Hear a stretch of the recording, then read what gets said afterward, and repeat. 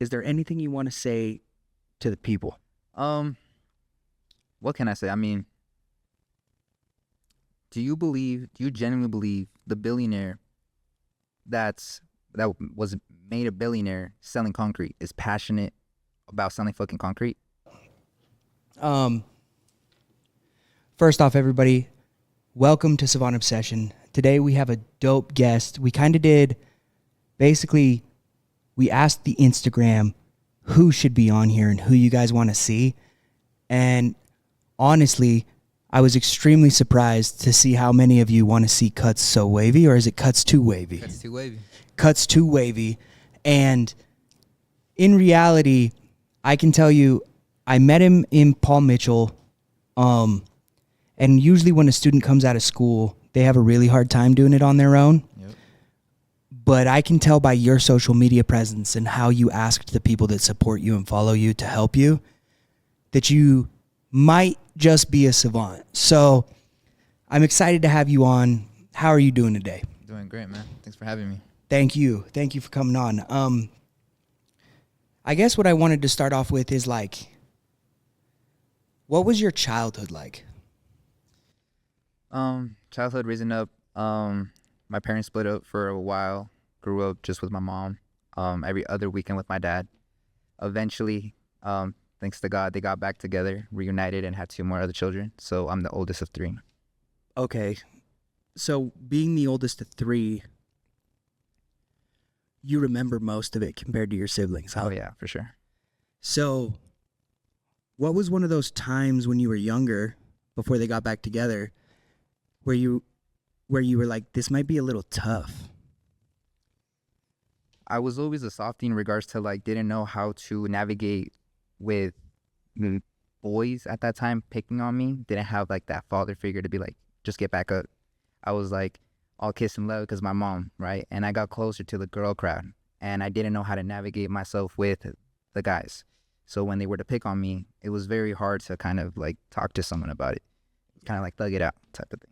Yeah, especially like when I was raised by a single mom, but I luckily had my dad, and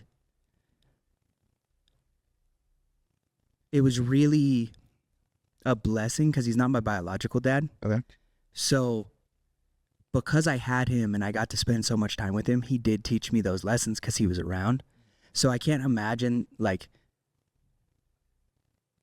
if they're not around, especially my mom just nurtured me, bro. I could do whatever the fuck I wanted. Right? Like, Yeah. you know how moms are. They're like, here you go, have a fruit snack, popsicle, boom. Yeah. Have a great day. Where your dad will be like, bro, shut the fuck up. Yeah. Exactly. You scraped your knee, well, fucking stand up and go scrape it again. Yeah. Right? Exactly. And I feel like I was really lucky with Bobby that way because I ended up being the kid that would like beat up bullies at school, but I wouldn't have known that if Bobby weren't like, yo, you have to defend people. Right. Why? Because most people aren't born with as many blessings as you. Like, I've always been able to like learn new things fast. I've always been more athletic. I've always been able to like pick up sports like it's nothing. I'm not a pro athlete, right? But like most people can't be like, I'm going to go learn this and learn it in a day. Oh yeah. So he always harped on me like, hey, you're like stronger than most people. So protect people. So I can totally see how like having those types of situations, especially without like a masculine figure to kind of like be like, well, did you hit him in the face? Yeah. Right? And then when you're like, no, he's like, well, you're going to fucking hit him in the face tomorrow. Right. Exactly. Do you feel like your siblings rely on you a lot? They're in a weird. I have 2 other siblings, oldest of 3. My sister relies on me in regards to like she's growing up, she's 15 years old, and she's finally I'm being the role model that I want her to like pick and choose. She's at an age where she has to pick and choose, and it's hard at this time, and especially in this generation, to find someone that's actually worth something, right? Like especially because of like the social media, the drugs, all the vices. I'm glad I can be a role model in that sense. So she doesn't particularly need me, but she sees me as a role model. And my little brother, he's always there. He's a kid, so obviously he just needs my company. Yeah, you got to play with them and wrestle them and shit. Exactly. Cool. Exactly. So what led up to you wanting to become a barber? So going back to the story, I was always around females. There was particularly females who would come and ask me for advice of what's going on, regardless if it's boy situation, parent situation. It was just that advice that they needed. So it was high school, took a barbering class as an elective, and senior year came around, and it's time to decide. I knew I was going to graduate 6 months earlier than everybody else, and I didn't know what to do. And I realized I was really good at giving advice, right? The advice I could give. And so I decided I'm going to be a therapist. I want to become a therapist. Knowing that I had my parents' financial support to give me that career, I didn't want to give them that financial burden at that time. So my mom one day was like, why don't you just become a barber? I'm like, So I sat down and I was like, well, what does a barber really do? And luckily, it led me to the path where I am, and I'm a hairapist. Not a therapist, I'm a hairapist. I do hair and I still help people in ways. So. Okay. I like that. I feel like a lot of people undervalue the gift of being able to actually listen to your client, dive into what they need, but also like be like an ear. Yeah.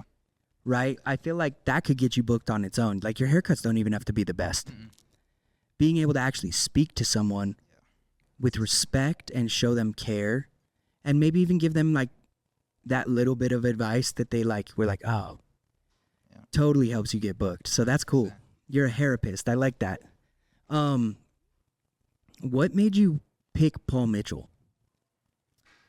I went to 2 different other schools to kind of like get a tour and stuff like that, but they didn't get back to me, and it didn't really like get my full attention. Entering Paul Mitchell, I guess it was like an aesthetic type of thing, and then it just kind of like, they got back to me ASAP to fill in the paperwork. They actually didn't believe I graduated 6 months early. I was still in high school. Graduated 6 months early, and they're like, I need transcripts. Like, I don't believe you. Like, you're still what? I was 17 at the time. They're like, you're the youngest kid to ever enroll. Like, we don't believe you.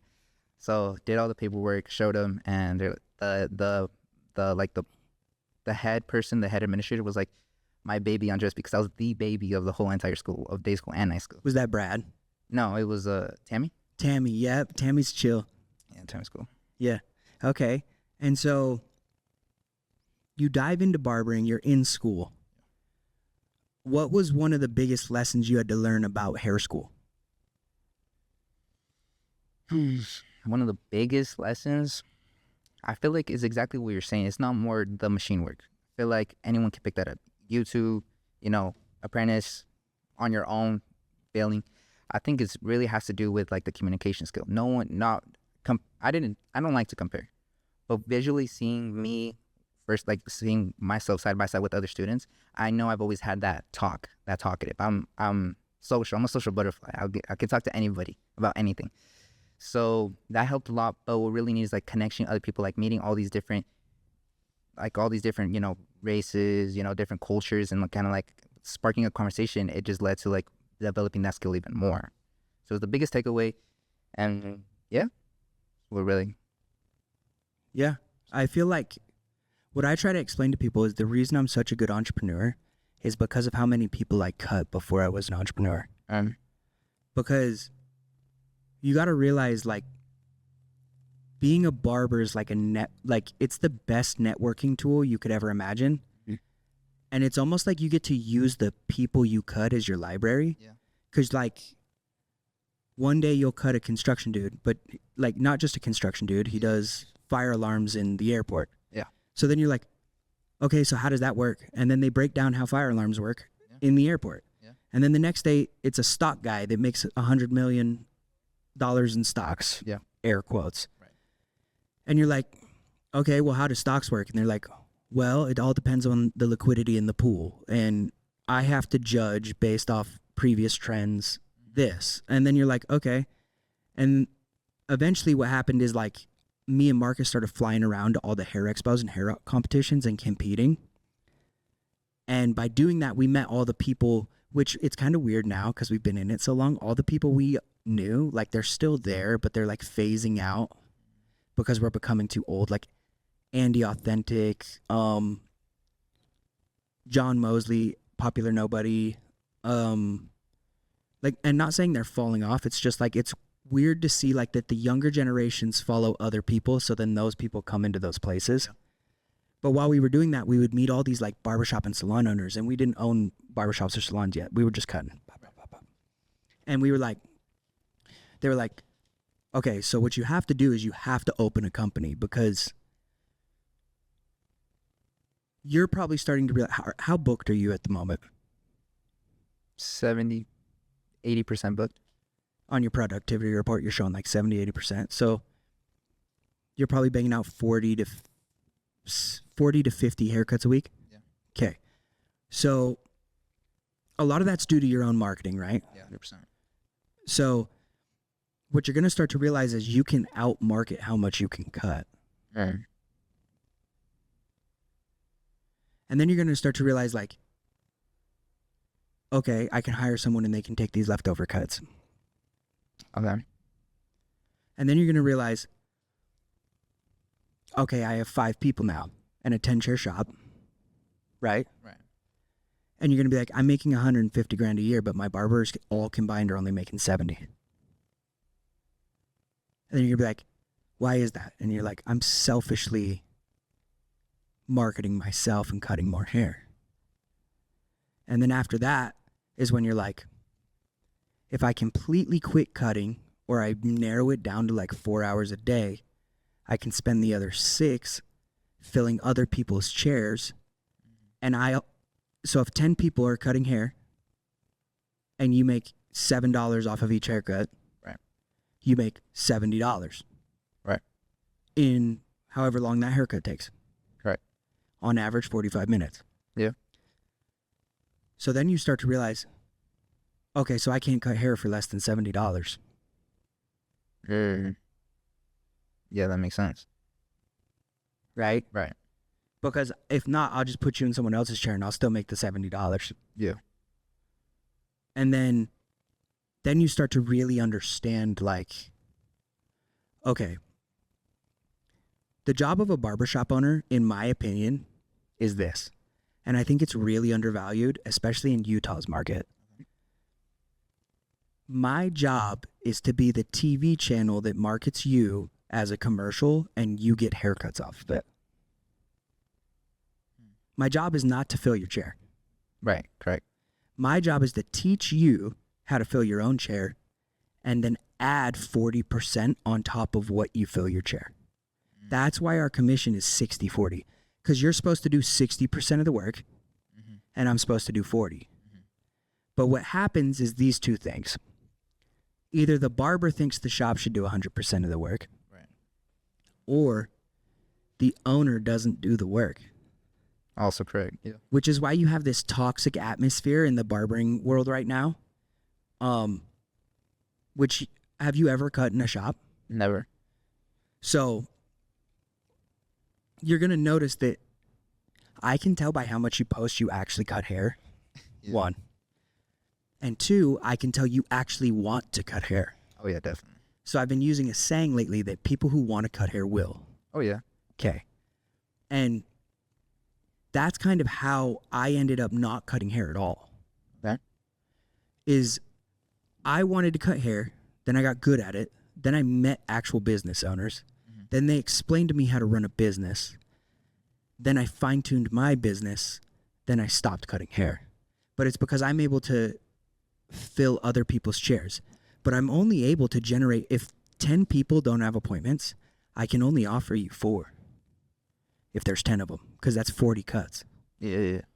Right. But if you sat down and you thought about it, like offering 40 haircuts in a day is what you've been generating in a week is kind of wild, right? Right. Correct. But what's crazy is how long have you been licensed? About 7 months. So you haven't even been licensed a year. You're 80% booked. Yeah. Okay. You have the skill set. No matter what, you can move anywhere in the world. Right. If you want to. Right. But I don't understand how to get young barbers to learn how to do what you do, because I was the same way. Like, you kind of do it naturally. Yeah. And I feel like people could take a step back and go look at your page, Cuts Too Wavy. Yes, sir. And they could understand, like, your following's real. Yeah. A lot of people don't have a real following, bro. Yeah. No. But when you're like, hey, everybody comment on this, and then you got 40 comments, that's a real following. Yeah. They're engaged. And what do you do in your chair to make people feel so engaged, since you're a therapist, right? I'm a therapist, baby. So Yeah. This is what I do. So look, it's all about fundamentals. Is what we were talking about at the start of this episode. Is the fact that I can't teach people how to talk, right? It's a skill that you have to develop that most people don't have. It's the fundamentals. Someone may argue that the fundamentals are more important than the actual cutting, and that goes with that's also outside of barbering as well. So there's that. Now you have the fundamentals. You can talk. All right, what's the next step? My situation is a little bit different. Like I just stated, I don't cut in a shop. I cut in my own studio. So what do? I've been able to connect with my clients on such a deeper level. Why? People generally like to talk about themselves. It's just a natural human behavior. We're just so self-absorbed, right? So as a barber, I would tell you, ask them about their life, right? Not only will that give them a leverage for them to start talking, you're already 30% done with the haircut just with that one question alone. Tell me about you, right? They're talking, you're doing the haircut. So there's the introduction, right? Cool. You know a little bit about their life. Keep expanding, and then the bigger the question, don't make it narrow, make it broad, the question. So they're talking while you're cutting, you're listening, you're cutting, you're listening. You're 50% done. You're closer to being done with the haircut, and that's just one haircut, right? Cool. That's the introduction. Now, it's funny enough that you say this because I find it really hard to remember what I did yesterday, but I remember all my clients, like everything they do. And people make jokes on my times like, do I need to pay you for you to remember what I told you? It's like, I don't know. I just remember what they tell me. I don't know, but I don't remember what the heck you said yesterday. So communication, introduction. The next thing for me, studio, I give a promotion. For every 2 people you bring me, you get a free cut. And I honor that. And literally yesterday, I had a new client, and he said he gave his barber 3 new clients. He cashed in his haircut, and he never responded back. The barber never responded back. If you're going to give a promotion like that, honor it, right? It's just honor, respect, right? It's like any human behavior. All right. They talk about themselves. People are self-absorbed, and it's like people genuinely just want to be listened to. People just like to be heard, right? Which is why you go ranting to your mom, your dad, your girlfriend, and it's like they're just an ear. They want someone to listen. Hearing and listening are 2 different concepts, completely 2 different concepts. So it's like you have to make sure that you're understanding what they're saying and actually be there. Since I'm an entrepreneur, I love self-development, and I've seen my clients go from literally TikTok fiends to being on TikTok to going to starting their entrepreneurial journey because I was an ear for them. You can't help other people if you can't help yourself. You can't help other people. If you're depressed, you can't help someone with depression. You just can't. You need to get over your stuff first before you can help someone else. And I'm in love with the self-development journey I've been on. And I'm not done. I'm nowhere near done. And I feel like when you climb a mountain, there's a next mountain to climb. So yeah, that's the start. That's the foundation. That's the butter. Yeah. And I feel like I agree with that, because I think that's why barbering works so well for me. Like, just like you, I would ask people those types of questions, right?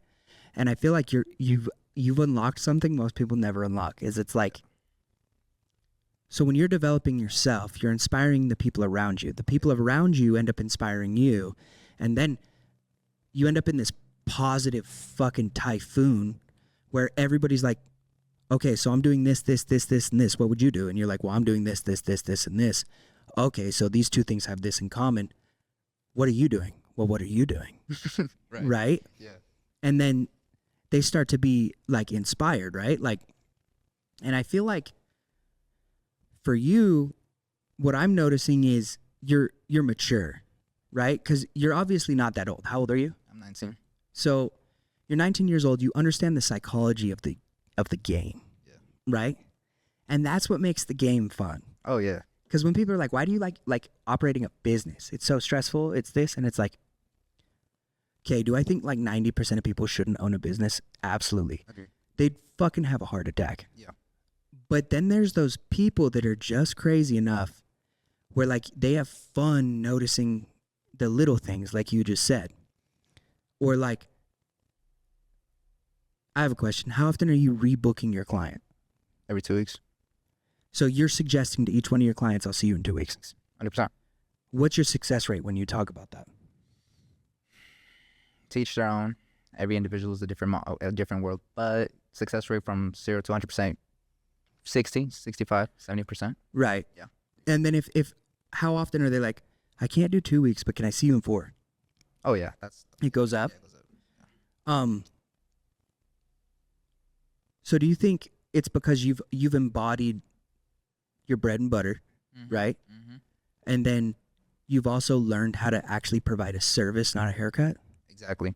The more value you give someone and you charge less, it's kind of like it's a steal, right? I just went up prices like 2 days ago. From this time of recording, I just went up prices 2 days ago. And they don't mind paying it because they knew that the service and value I was giving was more than I was actually charging them for. Yeah. So you're in a studio space. Yeah. Is it in one of those studios or did you build it? Built. Okay. When you're diving into that, what's going through your head, and like, did you have to save up money to make that a thing? And like, how do you end up building your own studio space? This started when I was in barbering school. Started in the garage. Had 2 clients. Convinced my dad to help me build the studio space. So financially, I did spend a little bit of money, but I had my parents' financial support once again. Built. What was going through my head was like, this was just like a temporary thing. This was kind of like, I was cutting the garage and it was November. It was freezing. I had 2 heaters on. And it was like, my clients were like, I'm cold. I'm like, I'm sorry. I was like, this is the best I got. Convinced my parents. They helped me out. Have the studio space, showing it out to my classmates, cool. And I'm kind of like, this is temporary. I'm going to a barbershop. Barbershops would go into the school, talk about, advertising in the shop. And as I'm in school, what I was doing was not only the promotion, the word of mouth. I was at the mall for 8 hours giving cards. I was handing out cards. I was handing out cards for about 8 hours at the mall, I was at Walgreens. And I was the cashier, and I was giving cards to each client. Hey, I cut hair. Hey, I'm 18. I'm an 18 entrepreneur. Hey, if you come, this is a discount. Like, whatever I was doing, I was giving out cards. I had 500 cards on me. Boom, boom, boom. Right? It was just all word of mouth. My success now is all word of mouth. And it's all that front-loaded footwork. Yeah. Okay. Do you feel like, pause. This boy just said business cards and word of mouth. Okay. So, Is that all happening before you start working on your social media? Oh, yeah. Okay. Yeah. Okay. So now you've got that built. How much do you think it cost you to do? Oh, man. You're already at the mall. Go ahead and give out some cards. You're already at work. Go ahead and give out some cards. The most money you're going to spend on some cards is what? $20 on a 500 pack? Right? So it's like the front cost is cheap, but like, it's just handing out the card. You're already at the spot. You already see a guy in front of you. Give him the card. What's the worst thing that can happen? He doesn't show up. You lost $20. Or you got 3 new clients. They're all paying $20. You just got $60. In about 2 minutes? Yeah. Okay, but pause. When you're handing out the card, okay, what's happening? It's a connection, baby. You know what I'm saying? You know what I'm saying? So you're not just like, hey, Here's my card. I'm a barber, bro. Okay. So it's more like, hey, what's up? My name's Bob, right? Yeah. Okay. So hand me a card. I used to practice this so much, but on the spot, I'd be at Walgreens, or even at the mall, I guess. It's kind of the same slogan, I would say. And now looking at the tactics, it wasn't the best sales strategy, but it worked. At the time, it worked. And I think it's because of the energy I was presenting it. Like you said, like a second ago, it's not like, hey, I'm a barber. It's the energy you give it. Like, they want someone who, who cares about their craft. I can find me another barber, but I want someone who cares about his craft. He loves what he does. So the energy is like, hey, I'm Andres. I'm an 18, because at the time I was 18. I was like, I'm an 18-year-old entrepreneur. I'm a barber. And I think I was charging like $20 at the time. I was like, come check me out. And then on the card, it had a slogan. It said, therapy's too expensive. Come get a haircut instead.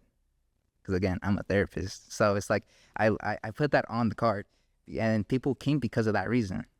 So Okay, I like that because I feel like whenever we hire someone, right, what I've noticed for us is a lot of people come, like, most of our hiring comes from Instagram. okay, yeah, Even though we do classes and we do all that, like most of the final, like, hey, can I get an interview, comes from Instagram. Yep. So, and then I hire them, and it's like, you literally watch what I do every day on Instagram and like the stuff I say, uh-huh, and then I tell you to go hand out cards, and you're like, hey, I'm Barber.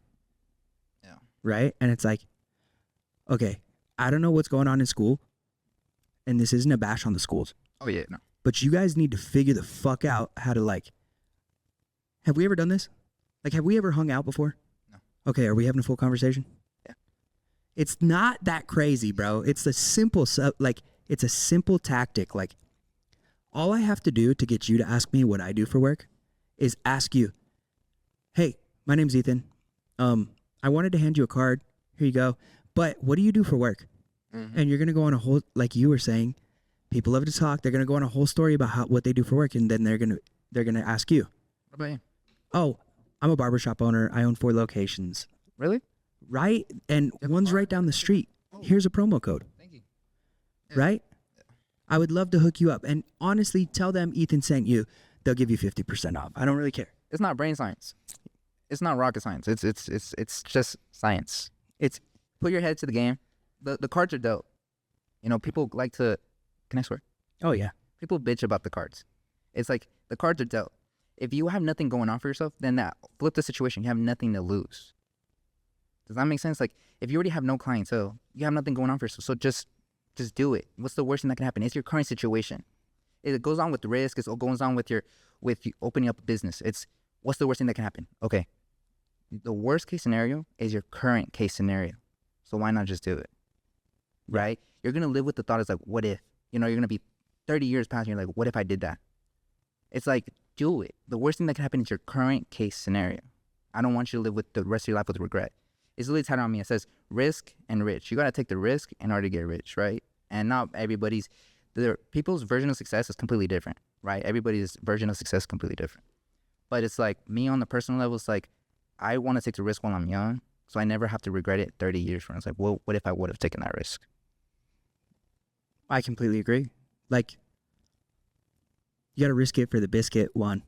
And 2, the more you do, the more you figure out. So, like, I mean, I'm not going to guarantee you're going to be a barber 20 years from now, right?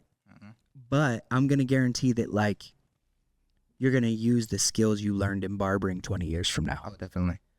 And for anybody who's trying to become successful, that's why it's cool to talk to a 19-year-old entrepreneur and someone who actually, like, you had to have had some type of passion for cutting hair in the craft, because if you're not obsessed, you won't get good at it. Yeah.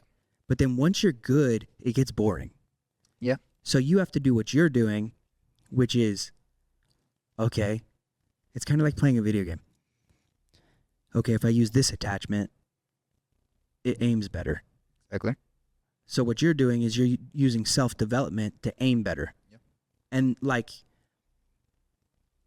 that's kind of what this podcast is about, is hopefully somebody hears you or me talking about how, okay, so you're talking about how you're already doing 40 a week, right? Yeah. Hopefully that inspires the next person. Like, well, if a 19-year-old, don't get discouraged, people. Oh, yeah, no. Right? What that should do is let you know that the information's out there for you to do 40 a week. Yeah. And for me, so this year we opened our 4th location. Correct. But we opened it July. Okay. So right now it's in the growing phase. And usually when you open a 10-chair shop, because of the square footage, it takes about 6 months to even go green. So like me and Marcus have been paying into that location to keep it afloat. Right. Right? But in service sales this year, Don't get discouraged. Like, the gems are there. Like, pick what you can, pick and grab, apply. And simply the matter of fact is that the tools are there. The me and you are no different. Me and you are no different. Me and Ethan are no different. He just decided to take that leap of faith, to take the risk, and he's here where he's at right now. I wouldn't be in this podcast if he didn't take that risk, that leap. It's like, take initiative.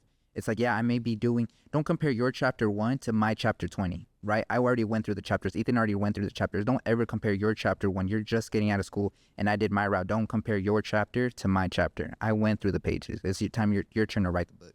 It's your book, baby. Right. And you have to be driven. Oh, yeah. So right now I could be like, I'm fine. I'm successful. Yeah. I'm good. But in reality, so I just want, let's see. And I want you to read the productivity for the year. Okay? Gotcha. If it shows it. There might be two. When you do the brand thing, it gets confusing. So hopefully it pulls up. But so the productivity for the year for the company, and then you'll realize why, like, I don't stop growing. Here. Because I can't. Okay. So we've done 31,000 services. Oh, right there on the left. Yeah, right here. Services done. 31,000, right? Mm-hmm. But the one shop, so our two most successful shops, right? Okay. That one that was up before it was 30% productive. Bruh. So you're telling me you can do 1.4, but you're 30% productive, bro? Mm-hmm. Okay. Add them all together, you're at 40% productive. So it's like, what you really have to understand and why you shouldn't get discouraged is I have a reason to be discouraged. You have a reason to be discouraged. Oh, yeah. But we wake up every day and we decide, okay, I'm going to get better. I'm going to do better. I'm going to try harder. Mm-hmm. Right? And for me, that was the podcast because I had phased out of cutting hair so far. Like, I made a promise to myself when I stopped cutting, I wouldn't go back. Right. Because it would be disrespectful to all the clients I passed everywhere else. I got you. So I was like, I have to keep pushing. So for me, my next thing was this podcast. And it took me about a year to like learn about it, understand how to properly do it, make sure it doesn't look like booty. Mm-hmm. And like, because when I do something, I want to be the best. So like, I'm trying to compete with Joe Rogan, Mm-hmm. right? Like, I might not be Joe Rogan, Yeah. but I don't give a fuck, right? Yeah. Right? And like for you, you're competing against barbershops. When you're in a suite, and this is something people don't understand, the reason it's impressive to hear you say you're at 80% productivity. So whether you're in a suite in your house or you're in a suite at like one of those image 360s, whatever it is, you don't have a sign, dog. Yeah. Like, Okay. no one's going to walk into that motherfucker Mm-hmm. and be like, can I get a haircut? Yeah. Because like when it says image 360, what the fuck is that? Yeah. Is that a fucking, are we doing, is it a GoPro? Yeah. I understand. Right? Yeah. And for, if you've built a suite in your home or any of that, like there's even less marketing. Oh, yeah. So you're pulling that shit off of your chest, like bop, bop, bop, bop, bop. And what I want to know from you is how did you get through the dark moment? There's like 4 a year. Trying to think about a dark moment. The dark moment I just faced, I can't think of a dark moment. The darkest moment I just faced was October. Okay. My elbow dislocated in a soccer match. I was gone for like a month and a half. No cutting. No gym. No nothing. That was my dark moment. I had only 2 people who cheated on me. All my clientele waited for me. So I can't even consider that a dark moment. Because even in my darkest moments, it allowed me to get closer to something I was asking for to get closer with. And it allowed me. So I can't think of a dark moment, regardless if it's my business or personal life. And backtracking a second ago, you said people decide. I love the fact that you said that because people have a choice. As long as you wake up, you're choosing to be on TikTok or read a book, coffee or water. You know, all these vices. Smoke a cigar or let it go. Right? It's like you were gifted a choice that you can decide. Therefore, it's like it's easier and more immediate gratification to do the TikTok, the coffee, the the vices, the smoking, whatever your thing is, right? It's like, but what's gonna give you the most leverage in a week span? Reading that book, self-development book, or watching TikTok that's gonna brain rot and get these dopamine spikes, right? It's like I base my thing off leverage. It's like time. If you're not rich, like with wealth, you're rich in time. And how do you invest your time? It's like that's your richest currency. So how do you invest it? So, and that's how I base off all my decisions. So yeah, you have choices when you wake up. It's like like I said, that's how I started. Me and you are no different. I'm just choosing to be different. It's like, it's so rare to people see me and they're like, "You smoke, huh? You drink?" It's like, I don't do either. I've never done that. I'm like, really? And I'm like, I don't even know how alcohol tastes like. Like, I have no idea. I have no idea. They're like, everyone. Yeah, I'm not everyone. I don't want to do that. Like, that's not my life. That's not my route. And they're like, you're different. I like that. I'm like, yeah, I know. And you still have fun. Yeah, you don't need to do that to have fun at all. At all. And you find fun in developing yourself. It may not be immediate. But I promise you, it's the best journey you'll ever be on. Developing yourself is the best journey you'll ever be on. It makes life your video game. 100%. Life is like a video game. It's the same as a video. Like, I try and tell that to people. I'm like, okay, well, Ethan, why are you happy all the time? Because I have a choice. Well, what do you mean? Like, every day I'm, and the reason I say there's usually like 4 dark moments for people is there usually is, right? Mm-hmm. But like you said, my darkest moment turned into one of the best because I felt loved. Yeah. But the reason life's like a video game is it's like, so are you going to boost your stats? Yep. Or are you going to stay at the bottom, bro? Yep. And like, okay, you're not athletic. Work out. Yep. Okay? You're not smart. Read. Okay? You're scared. Go do the thing that scares you. Yes, sir. And eventually you'll overcome those things one by one, and you'll realize that, like, dude, the earth is your playground. Like, I don't make money to hold on to it. Okay. Now that doesn't mean you shouldn't be smart, but like, it's way cooler to me to be able to tell you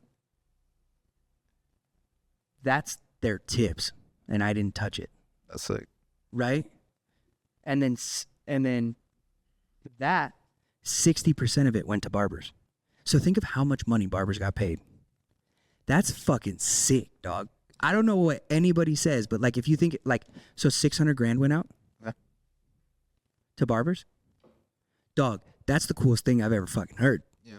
Because like, barbering used to be a side job. Mm-hmm. And we've turned barbering into something that can pay someone like. Yeah, if you dive in, you could make 100 grand a year, but on average, the good ones make about 70. Yeah. But like, if you think about it, 70 is a good living. Yeah, on average. On average, right? But it's not even a limit. No. It's got not even the sky's the limit. I think the limit for barbering is probably around 250 grand a year. Because at that point, you're running out of population to cut at such a high price point. After that. Because I've been thinking about that a lot lately. I'm like, how much could a barber, like, if they really cut like a dog and like charged like $100 a haircut? Because you can get up, like, once you get to 100 is when you can't cut everybody. But are you talking about like general population? Or are we talking about like celebrities? I'm talking about there's only so many celebrities. And so even if you get cut by, like, even if you're cutting celebrities regularly, your book isn't going to be filled with the amount of celebrities there is to make 250 grand a year. So that's like something a lot of people don't think about when they're like trying to charge celebrity pricing. Is like, I think the max to have a booked book, like booked, meaning 8 a day, would probably be around 100, 150. Because there's only 1% of people who can afford higher than that, and there's like only 10% of the population who can afford that. Yeah. So you have to start to realize, like, Okay. But like 300 grand a year is a fucking lot of money. Oh yeah. So it's like, it's not a bad thing. It's just like, I do think as like a barber, your cap would probably be around 300. There's going to be some dude on the internet that makes 500 a year. Yeah. Definitely. But like, I think for the average barber to do 12, 15 haircuts a day at $100 is kind of wild. Like, think about that. Yeah. So you're making 1,500 a day. Dude, you're a dog. Mm-hmm. Right? Mm-hmm. And that would, I don't even know the math on that. 1,500. You'd probably make 400 grand. Right? Yeah. So it's like, but it's like also, the more money you have, the more problems. More money, different problems. That's true. I feel like after a certain point, it's not more problems. But like, think about this. So everybody talks about passive income, right? Okay. There's no such thing. Yeah. Other than equity. Yeah. So like, equity in a house is passive, but you have to pay the mortgage, or you have to own the property, and you have to pay the taxes on the property even if you own it. Yeah. But that's the most passive thing there is. Right. But that being said, it's like, it's cool because like, you could, so once you make 150 grand a year, your life just changes because you have money to invest into your future endeavors, right? Oh, definitely. Even 100 grand. And so that's like what my goal was when I went and like opened a barbershop. I was like, it probably won't happen, but I want to give everybody the tools to make 100 grand a year. Okay. Because it breaks the poverty line. Yeah. Like, in your family, do you have someone who makes over 100 grand a year? And so what I've realized is it's about 100 grand is enough to change your family's lives. Definitely. Now, that doesn't mean you're going to go buy a Maybach. That means like you guys don't sweat about like food. Yeah. Like, there's not a food budget. What's a food budget? Yeah. We go eat what we want. Oh, you need something for school? Here you go. And I think that's really underrated, and that's like why it was one of my goals. So for you, what's your goal financially with barbering? With barbering? It's such a hard question just because I don't see myself in this game longer than 5 years. When I say entrepreneur, barbering is an entrepreneurial game. But I don't, that's not my eggs are not all in one basket. I can't give you a market cap or a cap in general or a number. I can give you a number in regards to my other business aspects. But in this, I don't even see myself in the game for that long. Just because this game is beautiful. Like you said, you're able to make minimum 70 to 100 depending on how much of a dog you are. It can give you a good life. But I desire a great life. I'm no different from you, so there's no difference from me and a millionaire. If he was able to do it, how the heck did he do it? I want that. So, yeah, I can't give you a number, I guess. So what's your next step after barbering? I fell in love with the game. I fell in love with this industry. It feels like I'm working without feeling like it's a fucking job. I loved it. It's what I'm fighting for. It's like, it's time, freedom. Once I make it on the other aspects that I'm doing in my life, I want to leave a print, and I don't want to open up. I do want to open up a shop, but that's something little. Once I make it in my version of what's making it, I want to be able to open up a school. Why a school? Because I want to make an impact in the game that had an impact in my life. I want to change people's lives. And it's not about the money. At that point, money's not even a concern and not even an issue. If it loses money, I'll pay it type of thing. It's like you need a tuition. Like you want to be a Cosmo. You want to be a barber. Got you. Come to my school type of thing. It's gonna have my last name. I like that. You know what I'm saying? Well, and I also think it's like crazy because it's like the amount. So like our apprenticeships are 10 grand. Okay. Right?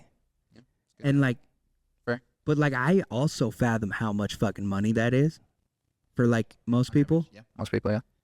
And like, the schools are out here Yeah.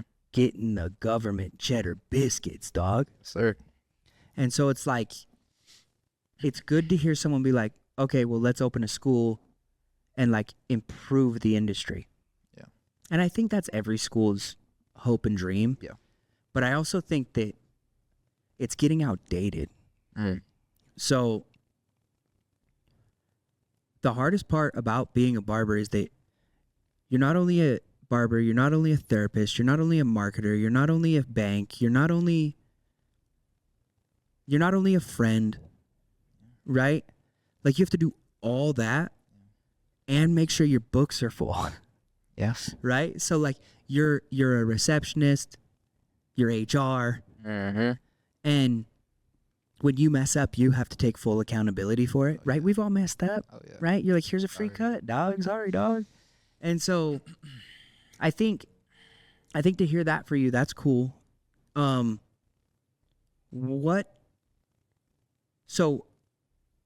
when you say other endeavors, what are you studying? What are you looking into? Most of my clients don't even know this.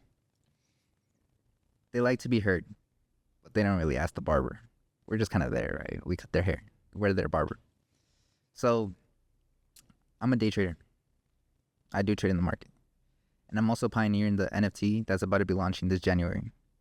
This NFT will give you the capability to travel for less, and people love traveling. People travel. People like to be on vacation.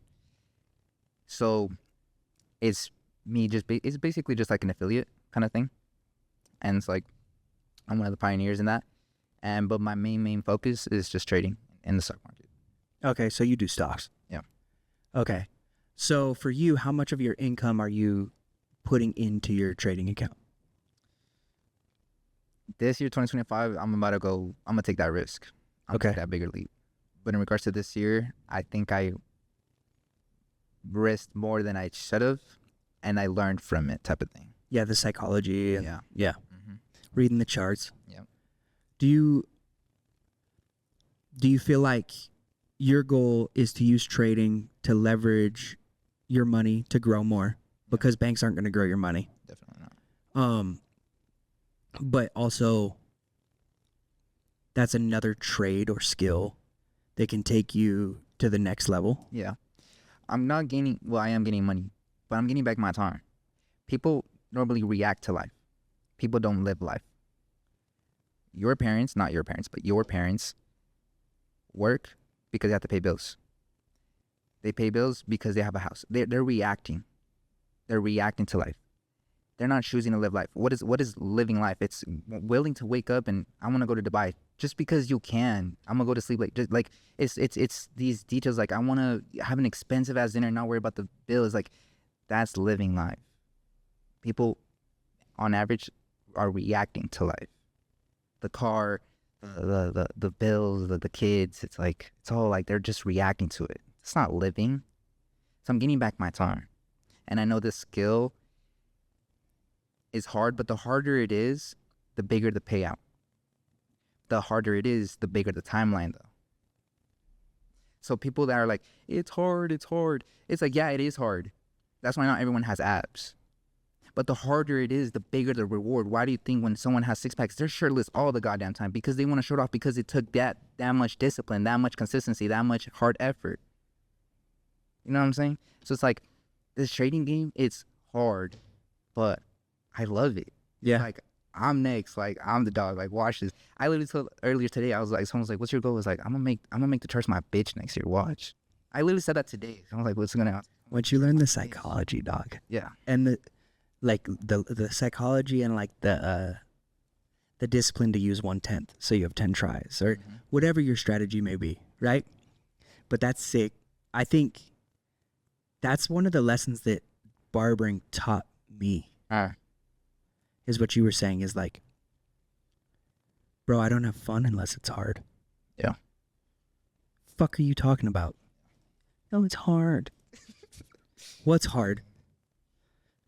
What is hard? Yeah. Do you have water? Right? Mm-hmm. Like, is there fucking food you can go get? Yeah. Nothing's fucking hard here. Like, look, we got to choose which lights we shut off on some fucking dumb shit, right?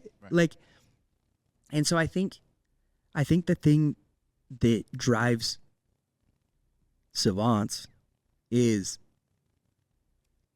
dude, we smell it and we're like, yeah, this shit better not be fucking easy, because then everybody can do it. Yeah.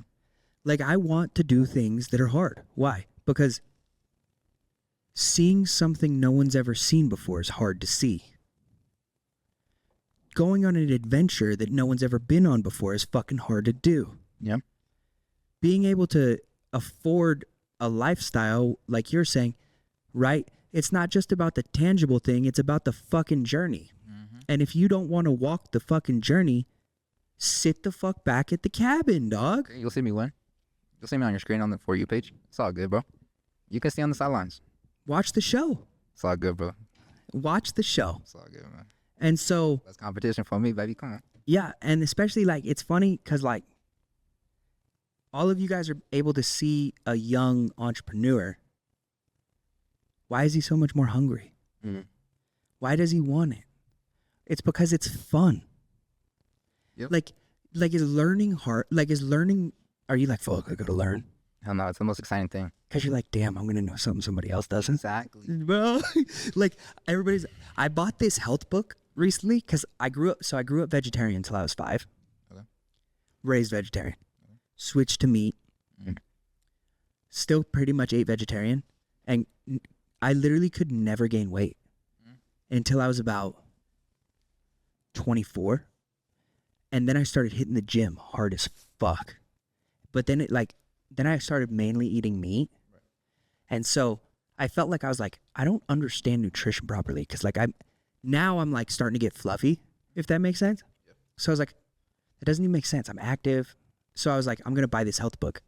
And dude, I've been like reading this fucking book, and I'm like, oh, that's why I was skinny my whole life. I was like, oh, so like a fat calorie is different than a normal calorie.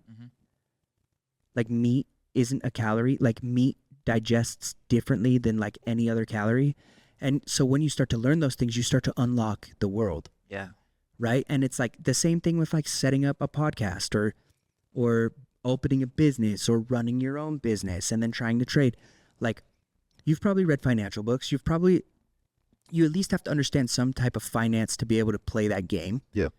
And like it's weird to think, like, some people don't understand how credit cards work. Yeah, definitely.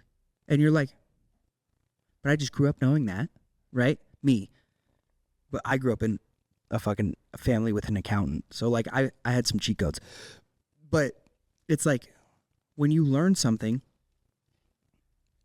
it becomes your tool to play with. So learning it's supposed to be fun. Yeah. It's not supposed to hurt. It's not supposed to feel like it. And I think if you're having a hard time learning something, instead of stopping learning altogether, you need to find what's fun for you to learn, because you'll probably learn that and then come back to this other one later. Yeah. It's essential. Right? Like, not all of us are going to be astrophysicists, so maybe you shouldn't be studying fucking astrology. Correct. Just a little, right? And you're like, I hate this class. Yeah. You know? Yeah. Where if you didn't have fun, like, I can tell you, 50% of you are going to look at a trading chart and be like, what the fuck? Am I looking at up and down? And it gives me a headache. Yeah. Then you probably shouldn't trade, but you should probably go read a book. Yeah. And that's all it is self-development. I really like that viewpoint from you, if I'm being honest. Okay, so that's one of your goals, is to hit those markers. Yeah. Is there anything you want to say to the people? What can I say? I mean, do you genuinely believe the billionaire that was made a billionaire selling concrete is passionate about selling fucking concrete? No. But he is aware that billion was going to give him that generational wealth. What am I saying? I'm not passionate about looking at some goddamn charts, but I do know that not only is it going to buy back my time, but it's gonna give me the leverage to give it back to my family. Why do I trade? I could do drop shipping, I could do crypto, I could invest, I could real estate, whatever, wholesale. Why do I trade? Because I know that that's gonna get me where I want to be. Most of y'all motherfuckers don't sit down and ask yourself what you really want out of life. You may say, I want a Lambo. I will look and you say, all right, what color? What rims? What interior? What model? What year? You just say, it's so broad. It's like saying, I want to be successful. But what the hell is successful to you? What's success? What is success, right? My version, I have it so detailed. I have a vision wall. Y'all have vision boards. I have a vision wall. It's my wallpaper constantly on shuffle. It's all I think about. It's all I envision. It's all I see to the detail. It's all I manifest. I see it to the T. See, it's like you can't just say, I want a big house. What house? What area? What? Like that's how bad I want it. I know exactly where I want to go, where I want to be, how much I want to make. I can see myself opening my bank account and I can see that number I envision. Literally close your eyes and envision that number and say it. And you're looking at me like, this fool's crazy. Good. That's fine. That's fine. People have to see you crazy. You're only delusional until it works. It's only delusion until it works. And then it works and like, oh, this guy was smart, right? This guy always knew. It's only delusion until it works. See, it's like, it's all I think about. The days, people, y'all mostly react on motivation. See, it's like, I envision it so much that it's just like, it's embedded in me. Y'all only like, I'm motivated today, I'm gonna read a book, I'm gonna hit the gym. And the next day you're not wanting to hit the gym. But I have a picture of the physique I want on my goddamn wall. And it's like, I have to. Most of y'all's brains is not even on your own team. You're the same motherfucker that tells yourself, one more TikTok, one more hour before I go to sleep. When was the last time your brain told you one more page, one more chapter, one more rep, one more set? Nah, most of y'all motherfuckers say, one more TikTok. And you know what passes? 3 more TikToks, and then 5 more TikToks, and then 1 more hour y'all staying up hella late. Your brain is not even on your own goddamn team. You're not even on your own team. You're expecting your shorty or your mans to be like, you got this, babe. It's like, you got this. It's like, you're not even on your own team, but you're expecting your mom, someone to grab your goddamn hand. It's like, you don't have your own damn hand. Your brain is against you. You don't even have yourself in your own team. So it's like, sit down with your thoughts. Reflect. What do you want out of life? To the T. Write it down. Write a page down of what all you want in life. Lambo, big house, retire my parents. And then write down on a different page what's going to keep you from it. The TikTok, the social media, the food. And look at that goddamn page and say goodbye. 2025, look, this page is broken. Cross that bitch off. Delete social media. If it's not an asset, it's a liability. If you're not using social media as an asset, it's a liability. I only have goddamn social media because it's my asset to keep posting and networking. That's the only reason I goddamn have it, or else that should be gone. Right? If you're trying to get in shape, why are you still buying ice cream? Why is it in the crib? Look at that page, that second page. Look at it and say goodbye to the old me. And start out 2025 hella strong. Hella fucking strong. And it's like, make it easy for yourself to win. You can't, that's why people fell behind in COVID, because you were trying to do homework on the bed. Your psychology knows that you're comfortable in the bed. That's the place of comfort. That's the place of sleep. That's the place of relaxation. And you were trying to do homework when you were supposed to do it during COVID year. That's why you fell behind. You need to your subconscious knows that the bed is meant to relax. It's comfy. It's Netflix. It's sleep. It's rest. You're supposed to be in the living room in an uncomfortable spot that you're required, and you have to do the work, right? It's like if you have weights at home next to the bed and then there's a gym, it's like you have to position yourself in a place where it's like it's easy for yourself to win. So go to the gym. You see the shorty right next to you, you got to go harder. You feel me? It's like you have to because you're already there. But you have weights next to the bed. It's easier. Like, now you have 2 options. Should I lay down? Should I work out later? Maybe tomorrow. See, it's like, that's why COVID year was so hard for y'all, because y'all were trying to do homework on the bed. Y'all freaking passed out. You guys can't even get up. It's like there was no office. There was none of that. Make it easier for yourself to win. Eliminate all the bad shit. Eliminate the food. It's like, put yourself on your own team. I like that. Well, with that being said, where can everybody find you at? You said Instagram. Do you have a TikTok? So I'm mainly active on Instagram at Cuts Too Wavy, my cutting page, and Andres Too Wavy. That's TOOWAVYY on both pages. Perfect. And make sure you guys check him out. Thank you for watching Savant Obsession today. You can find us on YouTube, Instagram, TikTok. We'll be releasing soon. And I really do appreciate Andreas coming on today. Thank you for having me. Go give him a follow.